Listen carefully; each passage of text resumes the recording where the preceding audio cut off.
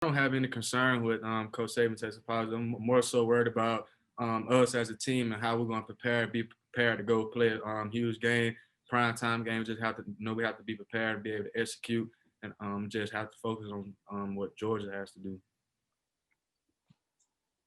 Did Kirby address it with you guys? No, sir.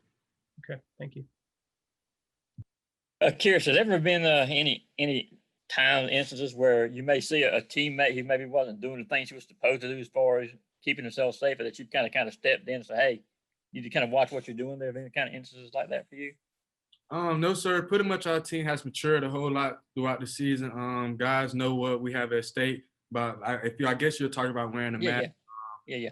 I pretty much say like we have no negative, no positives on the team or whatnot, and guys have been doing the right thing because we know that this season means everything to us. So we're doing everything the right way, just making sure we're wearing our masks and social distance.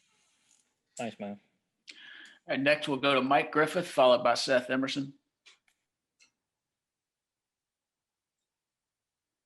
Hey, Kearis, can you just talk about the past 2 years? It seemed like it was a hamstring the first year, last year, the hand and the wrist. I mean, just everything you've been through to get to this point. Do you reflect on that? And just what kind of feeling is it to finally be able to show your skills for Georgia?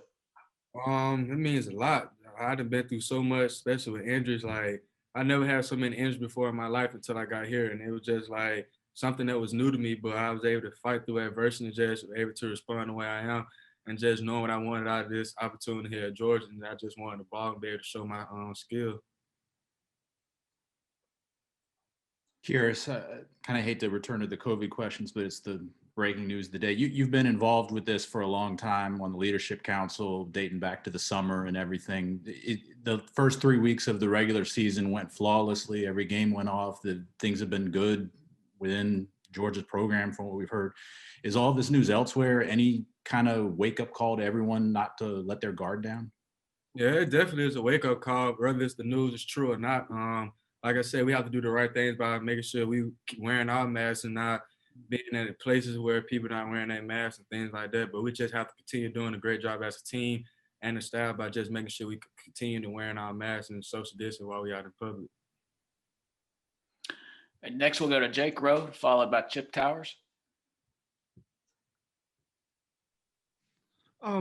Kearis, when you look at that Alabama secondary and you kind of look at the individual matchups and things, the stuff they gave up last week, routes are routes. I know you guys don't run the same offense as Ole Miss, but do you kind of watch a game like that, gain a little bit of confidence that you can, get some space in the passing game and you guys can make plays through the air? We do watch film, but at the same time, we have to focus on ourselves. Like we have to be able to go out there and execute. Of course, they're gonna come out there, they have a great secondary. They're gonna come out there and play hard, and we're gonna come out there and play hard as well. But it's gonna all come down to who execute the best and who make more explosive plays.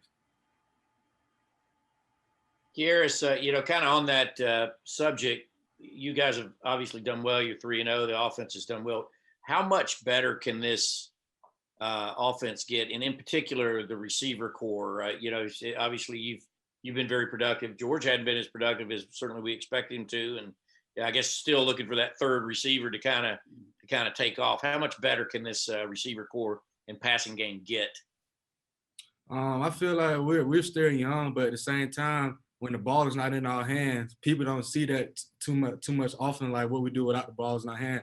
And that's simply just by blocking. I feel like all of us are physical. We love contact. We love to block, and it's like we love making plays, but at the same time, we love to block as well. So it's not also about who's making the most plays at the time, but it's also like what you could do without the ball. And I feel like guys have been buying in and just whenever the ball is thrown in, they're gonna make the play. But when the ball's not coming, like they're still making plays for the team by being great guys on the perimeter. I feel like so far, I know like we're young, but at the same time, I feel like we're a step ahead. We're getting better each week by progressing and making sure we're doing our job. Okay, next we'll go to Jed May, followed by Lance McCurley. Hey, Kearis, this is a little bit more of a personal question, but I know your football career is dedicated to the people that are close to you in your life. Can you tell me about just the most special part for you with the bond with your mom and just how you play for her, on the football field? Yeah, my mom's been there since I was little. my mom mean everything to me. Actually, it's just like I just want to see her. Like it's hard. It's a tough relationship. It's just like I just want the best for my mom because I know what all she has done for me, all the sacrifices. Like not too many people, but she used to be like my coach when I was younger, my track coach, and it was just like I know like she used to just be hard on me and just wanted me to be successful. Like she went to an HBCU, so the goal for me was to always go D1. So that always been the standard. It was like to do better than what she did in life. And I just so far I'm making her proud just by doing the things she wanted me to do in life. And I just want to be able to like be successful in life. Kearis, you were on the team in 2018, and you played in a game of this magnitude before. What have you told guys like Jermaine Burton and Marcus Rosemy and those freshmen about, playing against Bama and what the stigma is against playing against better competition? We don't look at it that way. We look at it as it's the next game, and so happily Bama is the next team in our schedule to play. So we have to go in with the right attitude and be able to play like we have been doing all the rest of the game. All right, next we'll go to Griffin Callahan, followed by Palmer Tomes. Hey, Kearis.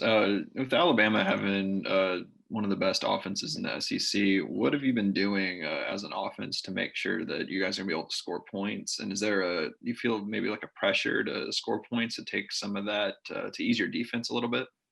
We know there's no pressure at all. We know what we have to do. We have to go out there and execute. And like I said, whoever executes the best and make less mistakes and not turn the ball over, just be able to score more points. That's what we're gonna come down to. And we just have to be able to execute and go out there and compete. Kearis, obviously the atmosphere is different this year with COVID and reduced capacities in stadiums, but have Coach Smart or Coach Sinclair shared any message about expectations of playing in Tuscaloosa and what you can expect in the atmosphere in Bryant-Denny Stadium? Of course it's gonna be loud. It's a road game, and our coaches have done a great job by preparing us with crowd noises and things like that, playing loud music at practice and things, just prepare us for the noise. But look at it this way, like at our home games, it's always loud. So it's nothing new for us. We just have to go out there on the road this time with less of our fans to be out there to go out there and compete. Got time for one more question. Anybody want to fire one away? Yeah, Kearis, after the last game, you said you wanted to get a touchdown because you had dedicated it to a friend who had passed away. And I think all of us failed to follow up on who was your friend and what was that circumstance. One of my friends that passed away this summer was DeAndre Jolly. He was one of my good friends who just looked it up to me like I was like a role model to him. Like he was just trying to do better things in life before his life was taken away. And he just wanted the best for himself and his son. And like it was a whole tragedy situation. But at the end of the day, if there was just one person I know, like he was gonna always be proud of anything I did. He was gonna always support me for whatever, right or wrong. It was just like one of those type of relationships where like he always looked at me as like a big brother, like a role model. So I just wanted to be the best thing for him. But it's things that in this world, but jealousy, people like take it for granted. Thank you. All right, Kearis, thanks for your time. Thanks for everybody for your patience earlier, and we'll see you around. Thanks, Kearis.